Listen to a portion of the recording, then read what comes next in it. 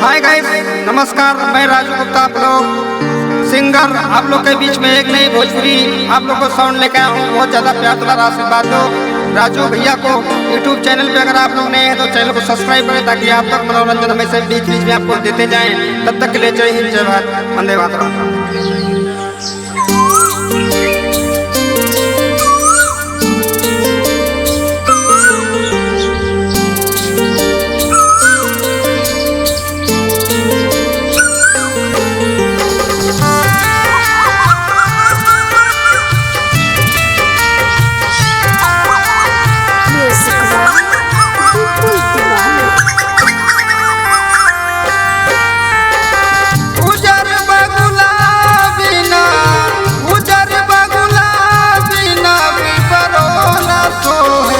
कोयल बिना बगिया न शोभे राजा, कोयल बिना बगिया न शोभे राजा, कोयल बिना बगिया न शोभे राजा, कोयल बिना बगिया न शोभे राजा।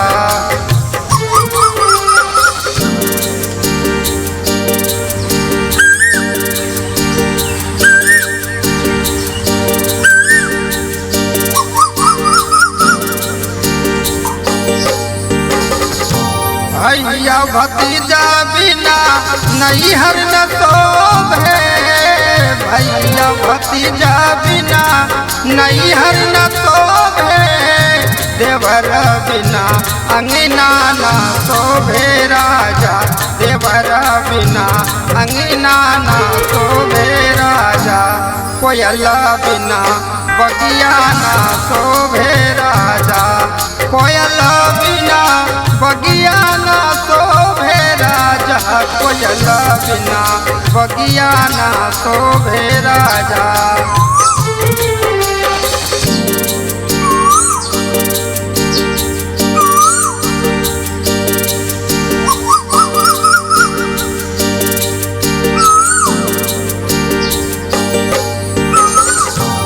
सास ससुर बिना ससुरो न शोभे, सास ससुर बिना ससुरो न शोभे, पलक बिना गोदिया न शोभे राजा, पलक बिना गोदिया न शोभे राजा, कोयल बिना बगिया न शोभे राजा, कोयल बिना बगिया न शोभे राजा, कोयल बिना बगिया न शोभे राजा।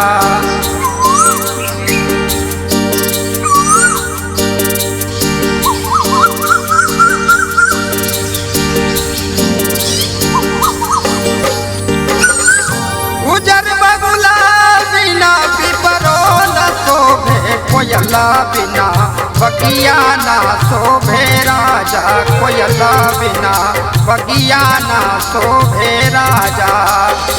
लाल से नूर बिना मंगियो न शोभे, लाल से नूर बिना मंगियो न शोभे, लाल से नूर बिना मंगियो न शोभे, सैया हो बिना से जिया न शोभे राजा, सैया हो बिना से जिया न शोभे राजा, कोयल बिना बगिया न शोभे राजा, कोयल बिना बगिया न शोभे राजा, कोयल बिना बगिया न शोभे राजा।